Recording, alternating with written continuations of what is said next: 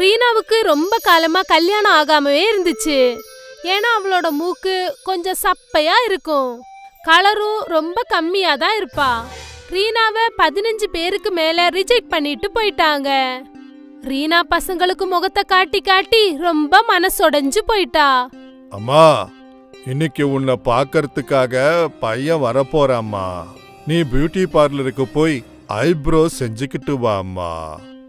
வரும்போது பேக்கரியில பிஸ்கெட்டும் பன்னீரும் வாங்கிட்டு வாம்மா. பையன் ரொம்ப தூரத்துலேருந்து வராங்க.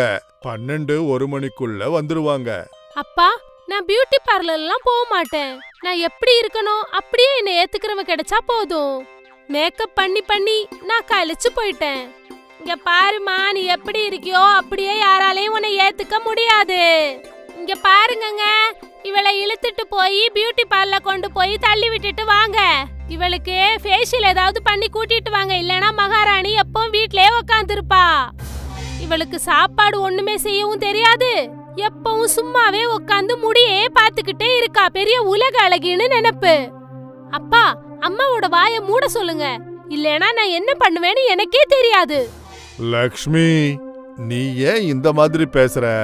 எனக்கு நிறைய நம்பிக்கை இருக்கு. இந்த வரப்போற பையன் என் பொண்ணு புடிச்சு போச்சுன்னு சொல்லுவான்.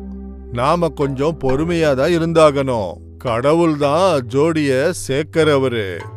அவர் எப்படி நம்ம பொண்ண தனியா விட்டுடுவாரு சொல்லு பாக்கலாம். அப்புறம் கொஞ்ச நேரத்திலேயே ரீனா அவளோட தலைமுடிய நல்லா அலங்கரிச்சுக்கிட்டா. இந்த தடவை மாப்பிள்ளை வீட்டுக்காரங்க ரீனாவோட தலைமுடியோட அழக பார்த்துட்டு அவளை பிடிச்சிருக்குன்னு சொல்லிட்டாங்க. பையன் ரீனா கிட்ட சொன்னாரு, வாரத்துல 2 தடவை ரீனாவை பார்க்க வருவேன்னு சொன்னாரு.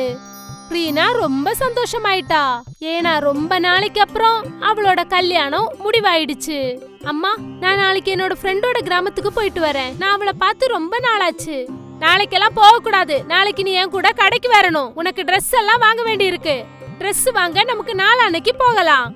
அடுத்த நாள் ரீனா இந்த விஷயத்த சொல்றதுக்காக அவளோட ஃப்ரெண்ட பாக்குறதுக்காக அவளோட ஃப்ரெண்டு வீட்டுக்கு போனா. அவ பக்கத்து கிராமத்துக்கு நடந்தே போனா.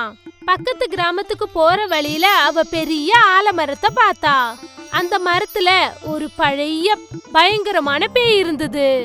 அது பொண்ணுங்களோட முடிய பார்த்தா கட் பண்ணி விட்டுடும். ரீனா அந்த மரத்துக்கு கீழே நடந்து போய்கிட்டு இருக்கும்போது பேய் அவளை பார்த்துடுச்சு. இந்த பொண்ணோட தலைமுடி ரொம்ப அழகா இருக்கே. இந்த மாதிரி முடி கண்டிப்பா எனக்கு மட்டும்தான் இருக்கணும். ஆனா என்னால இந்த மரத்தை விட்டு கீழே இறங்க முடியாதே. எனக்கு கண்டிப்பா யாராவது உதவி செஞ்சுதான் ஆகணும். அவ எப்படி இது வழிதானே திரும்பி வரணும். அப்ப அவளோட முடிய நான் எடுத்துக்கிறேன். ரீனா அவளோட ஃப்ரெண்டு வீட்டுக்கு போயிட்டு ரொம்ப நேரமா ஜாலியா பேசிக்கிட்டே இருந்தா. அந்த பையன் ரொம்ப நல்ல பையன்னு தோணுது. இத்தனை நாளா எத்தனையோ பேர் என்ன பொண்ணு பார்க்க வந்தாங்க. ஆனா திடீர்னு ஒரு பையன் என்னோட முடிய பார்த்து மயங்கிட்டான். பசங்களுக்கு முடி எப்படி இருந்தாலும் பரவாயில்ல, ஆனா பொண்ணுங்களுக்கு முடி அழகாவும் நீளமாவும் இருக்கணும்ல. எல்லா பசங்களும் அவங்களோட மனைவி படத்துல வர ஹீரோயின் மாதிரி இருக்கணும்னு நினைப்பாங்க. என்ன சரிதானே? கல்யாணத்துக்கு அப்புறம் நீங்க எங்கேயாவது வெளியில போகும்போது என் வீட்டுக்கு நீங்க கண்டிப்பா வரணும். அடுத்த வருஷம் எனக்கும் கல்யாணம் நடக்க போகுது. மாமியார் வீட்ல எப்படி நடந்துக்கணும்னு நீ தான் எனக்கு சொல்லி தரணும். மாமியார் வீட்ல நடந்துக்கிறதுக்கு என்ன இருக்கு? கொஞ்ச நாளைக்கு வெக்கப்பட்டுக்கிட்டே எல்லாம் பண்ணணும், அப்புறம் எல்லாமே பண்ணலாம். ஆரம்பத்துல கொஞ்ச நாளைக்கு கஷ்டமா இருக்கும், அவ்வளவுதான். கொஞ்ச மாசத்துக்கு அப்புறம் வெக்கம் எல்லாம் படக்கூடாதா? கொஞ்ச மாசத்திலேயே வெக்கம் எல்லாம் போயிடும். அப்புறம் எங்க இருந்து வெக்கப்படுறது? நேரம் ரொம்ப ஆயிடுச்சு, நான் வீட்டுக்கு கிளம்புறேன். ஐயோ, பேசிக்கிட்டு இருந்தேல, நான் உனக்கு டீ போட கூட மறந்துட்டேனே. எங்க அப்பா டேஸ்டியான ஸ்நாக்ஸ் எல்லாம் வாங்கிட்டு வந்திருக்காரு. டீ கூட சாப்பிட்டா உனக்கு ரொம்ப பிடிக்கும். நான் இப்பவே டீ கொண்டு வரேன். ரீனா டீ குடிச்சதுக்கு அப்புறமா அவ ஃப்ரெண்டு வீட்டை விட்டு அவ வீட்டுக்கு கிளம்பிட்டா. நேரம் இருட்டாயிடுச்சு. பேய் மரத்து மேல உட்கார்ந்து இருந்தது. ரீனா அந்த மரத்தை கடந்து போகும்போது திடீர்னு அந்த பேய் குதிச்சு அவள் தோள் மேல வந்து உக்காந்துக்குச்சு. அப்புறம் அவளோட முடிய வெட்டி எடுத்துக்கிட்டு போயிடுச்சு. ஐயோ ஐயோ, என்னோட முடி! பேய் என்னோட முடி எடுத்துட்டு போயிடுச்சு. யாராவது எனக்கு உதவி பண்ணுங்க, யாராவது கேளுங்க. அந்த நேரத்துல ரீனாவுக்கு உதவி பண்ணுறதுக்கு பக்கத்துல யாருமே இல்ல. ரீனா அழுதுகிட்டே அங்கிருந்து தன்னோட வீட்டுக்கு வந்தா. அப்பா, ஒரு பேய் என்னோட முடிய வெட்டி எடுத்துக்கிட்டு போயிடுச்சு. அந்த பையனும் என் முடிய பார்த்து தானே என்ன பிடிச்சிருக்குன்னு சொன்னான். ஒரு வாரத்துக்கு அப்புறம் அவன் என்ன பார்க்க வரேன்னு சொன்னான். இப்ப நான் எந்த மூஞ்ச வச்சு அவனை பாப்பேன்? நான் தான் உன்கிட்ட அப்பவே சொன்னேன்ல அங்க போகாதேன்னு. நீ நான் சொன்னதை கேட்காம தானே அங்க போனேன். இப்ப உன் கல்யாணம் மறுபடியும் நின்னு போயிடுச்சு. ரொம்ப சந்தோஷமா உன் ஃப்ரெண்டு கிட்ட போய் நல்ல விஷயத்த சொல்லிட்டு வரலான்னு போனல. இப்ப என்ன நடந்துச்சுன்னு பாத்தியா? இப்ப வீட்லயே ஒரு மூலையில உட்காந்து அழுதுகிட்டு இரு. என்ன மன்னிச்சிடுமா. நான் அந்த முடி எடுக்கிற பேய பத்தி கேள்விப்பட்டிருக்கேன். ஆனா நான் உனக்கு நேத்து சொல்ல மறந்துட்டேன். ஆனா நீ கவலைப்படாத. ரீத்தம்பூர் கிராமத்துல எனக்கு ஒரு மந்திரவாதி ஃப்ரெண்டு தெரியும். ரீனாவோட அப்பா அவரோட மந்திரவாதி ஃப்ரெண்டு கிட்ட போனாரு. ஜப்பாலா, எனக்கு நீ உதவி செய்யணும். எவ்வளவோ கஷ்டப்பட்டு என் பொண்ணுக்கு வரன் அமைஞ்சுது. அந்த பையனுக்கு என்னுடைய பொண்ணுடைய முடி பிடிச்சுதான் அவன் ஒத்துக்கிட்டான். ஆனா ஒரு பேய் அவளுடைய முடியை எடுத்துட்டு போயிடுச்சு. வாழ்க்கையில எவ்வளோ அதிசயமான பிரச்சனைகள் வந்துகிட்டு இருக்கு.